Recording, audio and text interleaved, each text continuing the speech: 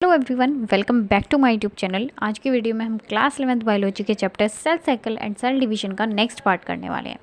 तो एक बार जल्दी से रिवाइज कर लेते हैं कि हमने अभी तक इस चैप्टर में क्या क्या पढ़ लिया है। तो सबसे पहले हमने कहा कि हमने इस चैप्टर का नाम पढ़ा और उससे ही इस चैप्टर का एक ओवरव्यू लिया। हमने कहा कि cell cycle and cell division, cell cycle और सेल डिवीज़न का हमने मतलब देखा।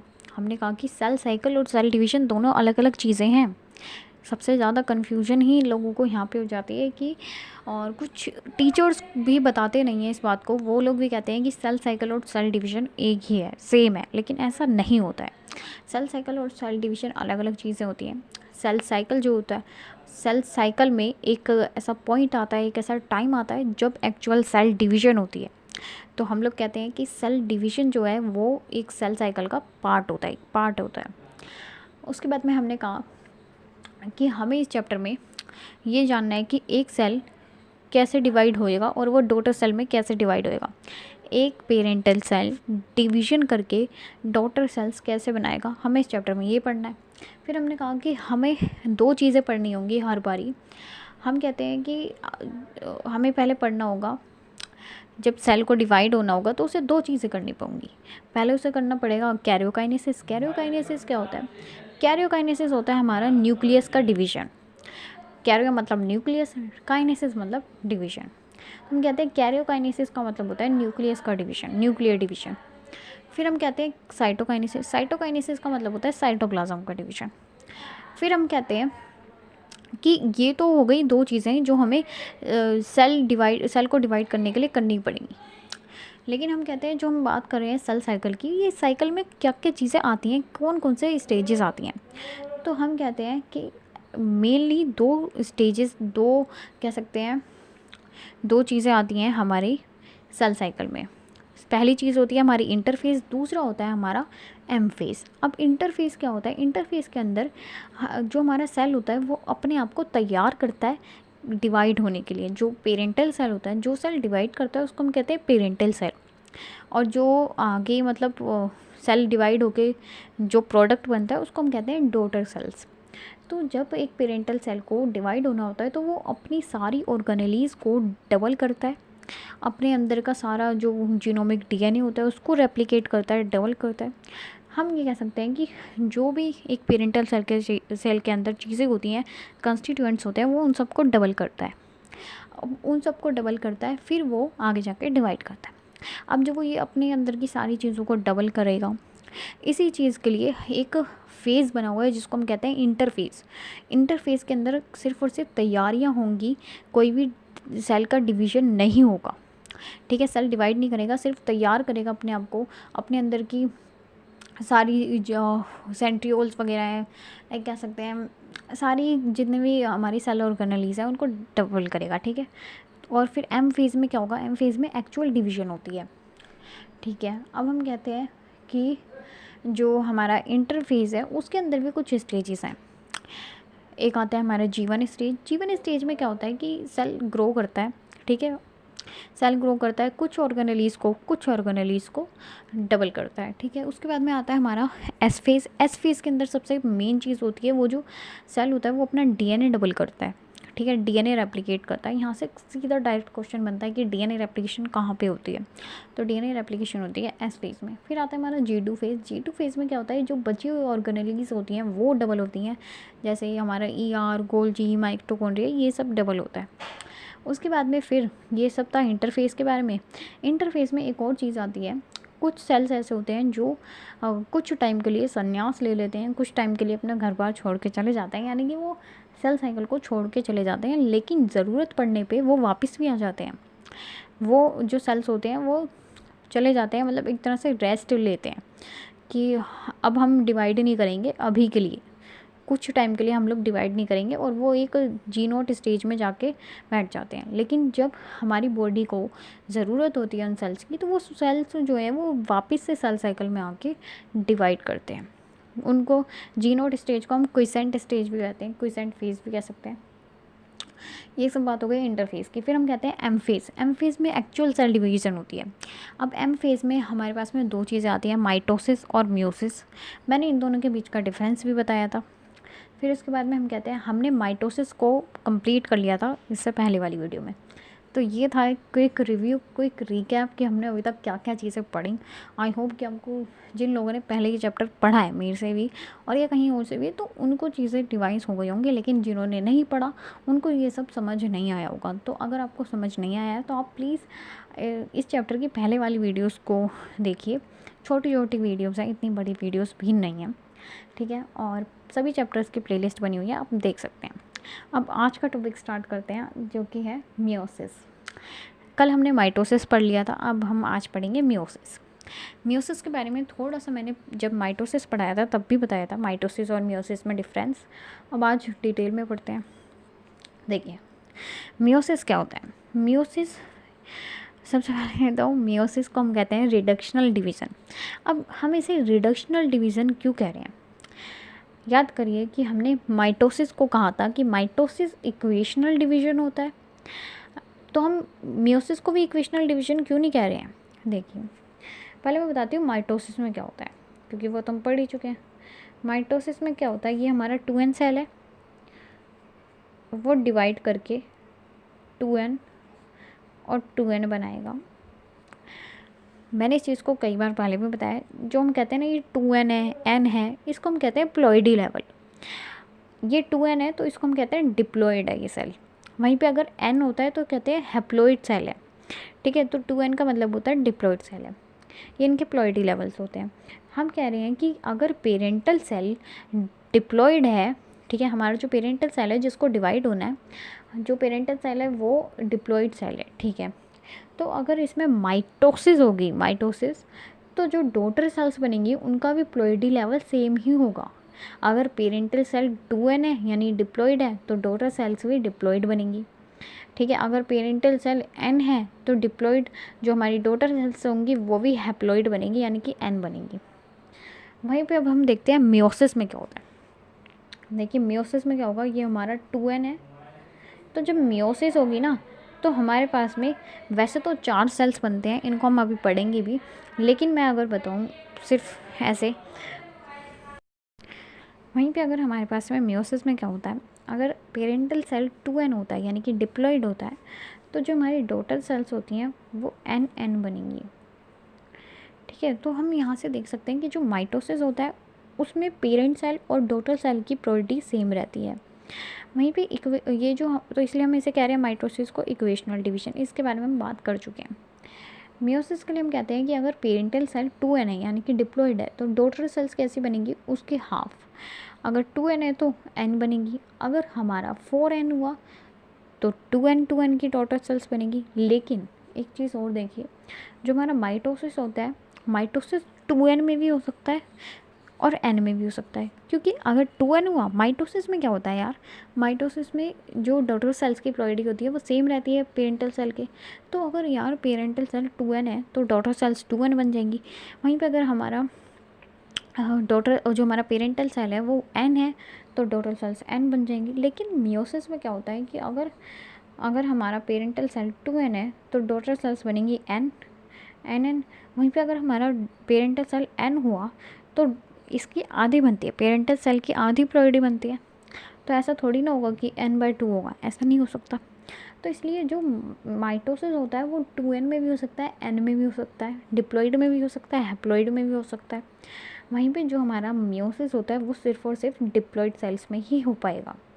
इस चीज़ को समझ लीजिएगा। अब हम शुरू करते हैं अपना आज का टॉपिक मियोसिस। देखिए मियोसिस में एक और चीज़ होती है, मियोसिस में दो स्टेजेस आती हैं, मतलब नहीं कह सकते, मियोसिस 2 पार्ट्स में होता है, मियोसिस 1, मियोसिस 2, ठीक है। अब हम मियोसिस 1 को शुरू करते हैं। जिन लोगों ने माइटोसिस पढ़ा है उनको पता होगा कि हमने माइटोसिस में क्या कहा था। हमने कहा था कि माइटोसिस में 2 चीज़ें होती हैं, कैरियोकाइनेसिस, साइटोकाइनेसिस, ठीक है। फिर जब हम कैरियोकाइनेसिस पढ़ते हैं तो उसमें कुछ स्टेजेस आती हैं, प्रोफेज, मेटाफेज, एनाफेज, टीलोफेज, ये हम पढ़ लिए था हमने कल। लेकिन और यहाँ पे भी ऐसे ही स्टेजेस आएंगी, प्रोफेज, ये सब, लेकिन यहाँ पे कुछ चीज़ें अलग होंगी, ठीक है। तो वही देखते हैं। अब हम मियोसिस 1 में कैरियोकाइनेसिस पढ़ रहे हैं, ठीक है। और हम पढ़ते हैं कैरियोकाइनेसिस में सबसे पहले फर्स्ट स्टेज आती है जो होती है हमारी प्रोफेज ठीक है। लेकिन यहाँ पे दो पार्ट्स में होगा, मियोसिस 1 मियोसिस 2। तो हम पहले मियोसिस 1 पढ़ रहे हैं। मियोसिस 1 में प्रोफेज 1 पढ़ रहे हैं। यार 1 2 से कंफ्यूज मत होना, ठीक है। 1 मतलब ये चीज़ पहले होती है, फर्स्ट मियोसिस में फर्स्ट प्रोफेज 1 कर रहे हैं, तो हम मियोसिस 1 का प्रोफेज पढ़ना शुरू करते हैं। हम कहते हैं कि जब हमने माइटोसिस पढ़ा था तो हमने क्या कहा था, हमने कोई ऐसे प्रोफेज के अंदर स्टेजेस थोड़ी ना पढ़ी थी। हमने कहा कि माइटोसिस के अंदर प्रोफेज आता है, प्रोफेज फिर हमने पढ़ लिया था कि सारी जो भी ऑर्गेनेलीज होती हैं वो डिसअपियर हो जाती हैं, क्रोमोसोम कंडेंस होना स्टार्ट हो जाता है, ये सब बात की थी। लेकिन यहाँ पे क्या है, यहाँ पे भी वही सब चीज़ें होंगी लेकिन थोड़ा सा डिफरेंस होगा। प्रोफेज 1 में कुछ फर्दर कुछ स्टेजेस हैं, फर्दर पार्ट्स हैं, उनको शुरू करते हैं पढ़ना। हम कहते हैं यहाँ पे प्रोफेज 1 में हमें कुछ पार्ट्स पढ़ने पड़ेंगे, जैसे कि लेप्टोटीन, जाइगोटीन।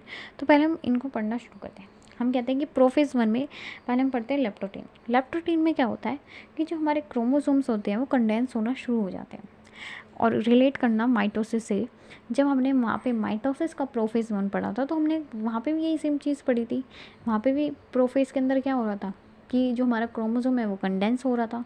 यहाँ पे क्या हो रहा है, लेकिन यहाँ पे ना हमें सीधा हम ये याद नहीं कर सकते कि प्रोफेज में क्या हो रहा है। हमें यहाँ से क्वेश्चन बनता है कि स्टेज का नाम दे देते हैं, यहाँ पे क्या, इस स्टेज पे क्या हो रहा है, इस स्टेज पे क्या हो रहा है।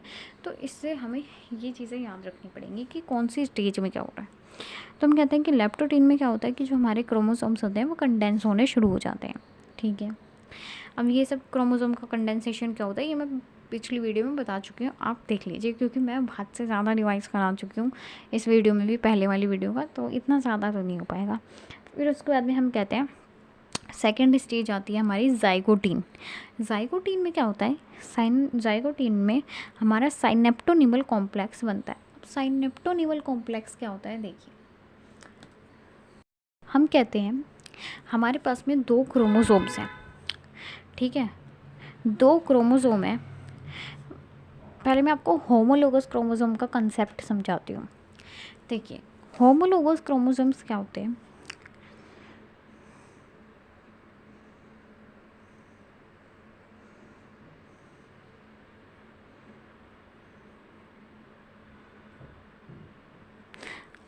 अब मैं क्वेश्चन पूछती हूँ कि यहाँ पे कितने क्रोमोसोम्स हैं, ये टोटल कितने क्रोमोसोम्स हैं। यहाँ पे 2 क्रोमोसोम हैं।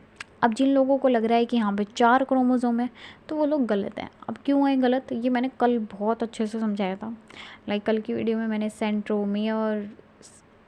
सेंट्रोमियर क्रोमैटिड सब के बारे में बताया था, बट कोई नहीं, मैं जल्दी से अभी दोबारा बता देती हूँ। लेकिन आपको डिटेल में पढ़ना है तो आप पहले वाली वीडियो देखिए।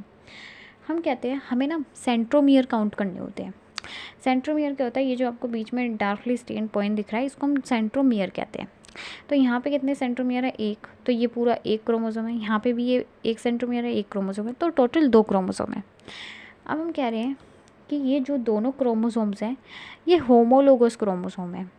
होमोलोगस क्रोमोसोम क्या होता है, होमोलोगस क्रोमोसोम वो होता है जिनकी मतलब आप ये समझिए सेम क्रोमोसोम है, ठीक है। हमें ये तो पता है कि क्रोमोसोम से डीएनए बनेगा, डीएनए में क्या होते हैं, जीन्स होते हैं। अब ये सब ना हम क्लास 12 की जेनेटिक्स में पढ़ते हैं, तो अभी बताने का फ़ायदा नहीं है, अभी समझ नहीं आएगी चीज़ें। आप बस ये समझिए कि ये दोनों कह सकते हैं कि ये दोनों सेम क्रोमोसोम है। मैं बता दूँ क्या वो चीज़, देखिए ऐसे होता है, आप थोड़ा सा समझ लीजिए। ये हमारा, हम कह सकते हैं कि हमारा डीएनए का मॉलिक्यूल है, ठीक है। तो हमारे डीएनए पे क्या होता है, ये हमारा डीएनए, हमारे डीएनए पे क्या होता है कि जीन्स प्रेजेंट होते हैं। मान लीजिए कि हाइट का जीन है या आई कलर का जीन है, आई कलर का जीन यहाँ पे प्रेजेंट है, इस जगह पे, इसी पॉइंट पे आई कलर का जीन प्रेजेंट है। इसका मतलब ये है कि कि अगर ये तो फर्टिलाइजेशन रिप्रोडक्शन में पढ़ेंगे, अगर एम्ब्रियो है, ठीक है, एम्ब्रियो का जीन यहाँ पे है, तो ये आई कलर का जीन ये डिसाइड करता है कि जो हमारा आईज़ होगी उनका कलर कैसा होगा। भाई सबकी आई कलर अलग अलग होते हैं ना, ब्लू, ब्लैक, ब्राउन, तो ये आई कलर का जीन वही डिसाइड करेगा कि आई कलर कैसा होगा। तो अगर इस डीएनए या इस क्रोमोसोम पे आई कलर का जीन यहाँ पे है और दूसरे वाला एक डीएनए और है जिसका भी आई कलर का जीन यहीं पे है, तो ये दोनों होमोलोगस क्रोमोसोम। तो आप इतना समझिए जीन की पोजीशन सेम होती है होमोलोगस क्रोमोसोम पे। दोनों जो क्रोमोसोम होंगे उनके पास में सेम जगह पे सेम चीज़ का जीन प्रेजेंट होता है। होमोलोगस क्रोमोसोम में सेम जगह पे सेम चीज़ का क्रोमोसोम प्रेजेंट होता है। तो ये दोनों होमोलोगस क्रोमोसोम है। होमोलोगस क्रोमोसोम का मतलब होता है इनके पास में सेम जगह पे सेम चीज़ का सेम जगह पे सेम चीज़ का जीन प्रेजेंट है। ये दोनों होमोलोगस हैं, ठीक है। अब हम क्या कहते हैं जाइगोटीन में क्या होता है। जाइगोटीन में साइनेप्टोनिमल कॉम्प्लेक्स बनता है। अब ये क्या होता है ये देखिए, हमने कहा कि हमारे पास में ये दो होमोलोगस क्रोमोसोम्स हैं, एक होमोलोगस क्रोमोसोम ये, एक होमोलोगस क्रोमोसोम ये। यहाँ पे क्या होगा, हम ये जो दोनों हमारे हम कह सकते हैं कि जो हमारे दोनों होमोलोगस क्रोमोसोम्स हैं ये पास में आएंगे। पहले ये यहाँ पे थे प्रोफेज 1 में, ये ऐसे थे दूर दूर। अब जाइगोटीन में क्या होगा कि ये दोनों पास में आएंगे और ये जुड़ जाएंगे एक दूसरे से। और किस चीज़ की हेल्प से जुड़ेंगे, एक ना कॉम्प्लेक्स बनता है जिसको हम कहते हैं साइनेप्टोनिमल कॉम्प्लेक्स। और ये जो पास में आते हैं ना और ऐसे जुड़ जाते हैं एक दूसरे से, इस चीज़ को हम साइनेप्सिस कहते हैं, ठीक है। तो हम क्या कहते हैं जाइगोटीन के अंदर साइनेप्सिस होती है। साइनेप्सिस का मतलब क्या होता है कि ये जो हमारे दोनों क्रोमोसोम्स हैं ना ये आके साथ में जुड़ जाते हैं, इस चीज़ को हम कहते हैं साइनेप्सिस होना। साइनेप्सिस होती है जब, साइनेप्सिस कैसे, दो क्रोमोसोम आके जुड़ जाते हैं, दो होमोलोगस क्रोमोसोम। और ये किस चीज़ की वजह से जुड़ पाते हैं, ये जुड़ पाते हैं एक कह सकते हैं कि एक ग्लू है, एक फेविकोल है जिसकी वजह से ये जुड़ पाते हैं। और वो फेविकोल क्या होती है, उसका नाम होता है साइनेप्टोनिमल कॉम्प्लेक्स, ठीक है। बस यही है। अब फिर अगला पढ़ते हैं पैकिटीन। पैकिटीन पे क्या होता है, पैकिटीन पे क्रॉस ओवर हो जाता है।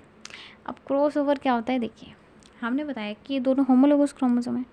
अब यार सिंपल सी बात है, क्रॉसिंग ओवर वगैरह के बारे में भी हम ज़्यादा डिटेल में जेनेटिक्स में पढ़ते हैं, लेकिन यहाँ पे तो हमें बस याद रखना है कि क्रॉसिंग ओवर कहाँ पे होती है। देखिए क्रॉसिंग ओवर का मतलब ये होता है कि ना, जैसे ये दोनों होमोलोगस क्रोमोसोम है, इस वाले क्रोमोसोम का कुछ पार्ट इसके ऊपर आ जाता है और इस वाले क्रोमोसोम का कुछ पार्ट इसके ऊपर आ जाता है। यानी कि हम कहते हैं कि इन दोनों के ये जो दोनों क्रोमोसोम है इनके ना कुछ पार्ट एक्सचेंज हो जाते हैं। मतलब एक्सचेंज का मतलब होता है इधर वाले का इधर आ गया, इधर वाले का इधर आ गया। अभी कैसे होता है मैं आपको विजुलाइज करवाती हूँ।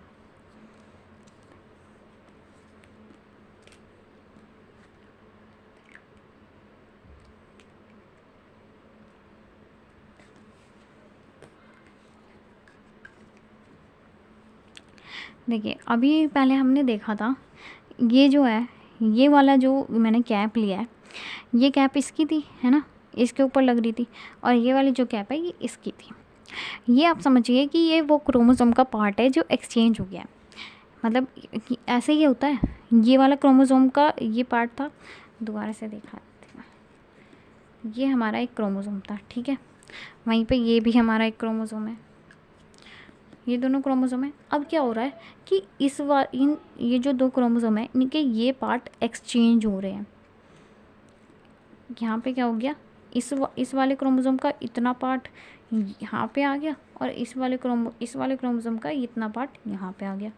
तो एक्सचेंज हो गया ना पार्ट का, तो इसी चीज़ को हम कहते हैं क्रॉसिंग ओवर, ठीक है। तो जब ये चेंज हो जाता है ना कुछ पार्ट का डीएनए के या क्रोमोसोम के, इसको हम कहते हैं क्रॉसिंग ओवर। तो बस यही चीज़ होती है, पैकेटीन के अंदर हमारी क्रॉसिंग ओवर आ जाती है। देख लेते हैं एक बार क्या लिखा है। क्रॉसिंग ओवर होती है DNA exchange bye non sister chromatid. अब नॉन सिस्टर क्रोमैटिड क्या होता है ये मैंने बताया था, वैसे मैं दोबारा बता देती हूँ।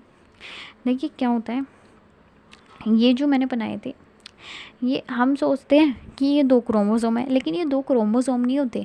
क्रोमोसोम तो हम देखते हैं कि कितने सेंट्रोमियर है, एक सेंट्रोमियर है तो एक ही हमारा क्रोमोसोम होता है, ठीक है। लेकिन अब भाई जो लोग सोचते हैं, जिन्होंने ये चीज़ नहीं पढ़ी होती है, वो क्या कहते हैं कि ये दो क्रोमोसोम है।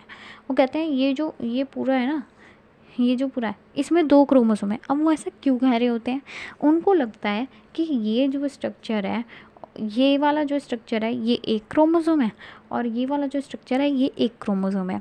तो वो लोग जो सोचते हैं ना, वो लोग जिसे क्रोमोसोम समझते हैं, वो क्रोमोसोम नहीं होता, वो क्रोमैटिड होते हैं, ठीक है।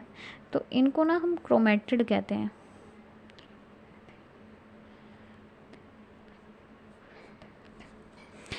क्रोमैटिड कहते हैं हम इन दोनों चीज़ों को। अब हमें ये दिख रहा है कि ये जो दोनों क्रोमैटिड हैं ये एक ही सेंट्रोमियर से जुड़ी हुई हैं, तो इनको हम क्या देते हैं, सिस्टर क्रोमैटिड, ठीक है। वहीं पे ये वाला जो है, ये वाला था, ये दोनों सिस्टर क्रोमैटिड हैं, ये वाली दोनों भी सिस्टर क्रोमैटिड है, ये दोनों भी सिस्टर क्रोमैटिड है, और ये दोनों भी सिस्टर क्रोमैटिड है। लेकिन क्या ये और ये और ये वाली और ये वाली सिस्टर क्रोमैटिड है? नहीं, मैंने क्या बताया, सिस्टर क्रोमैटिड हम किसे कहते हैं, जिनका सेंट्रोमियर सेम होता है। इसका सेंट्रोमियर तो ये है, इस वाली का सेंट्रोमियर ये है, तो इन दोनों का सेंट्रोमियर सेम नहीं है ना, तो इनको हम कहते हैं नॉन सिस्टर क्रोमैटिड, ठीक है। तो आप इस चीज़ को कहीं पर लिख लीजिए, बहुत आसान चीज़ है। लेकिन अगर पता क्या होता है कि ये चीज़ें क्लियर ना हो ना, तो हम पूरा चैप्टर से ही कह सकते हैं कि दूर भागते चले जाते हैं, और इस चैप्टर से तो खासकर कुछ चैप्टर्स ऐसे हैं जैसे कि सेल साइकिल, ये वाला बायोमोलिक्यूल्स, इनसे बहुत ज़्यादा भागते हैं हम, क्योंकि पता है क्या होता है, हमारे बेसिक्स से क्लियर नहीं हो पाते, जिनको क्लियर करना एक टीचर की रिस्पॉन्सिबिलिटी बनता है, ठीक है।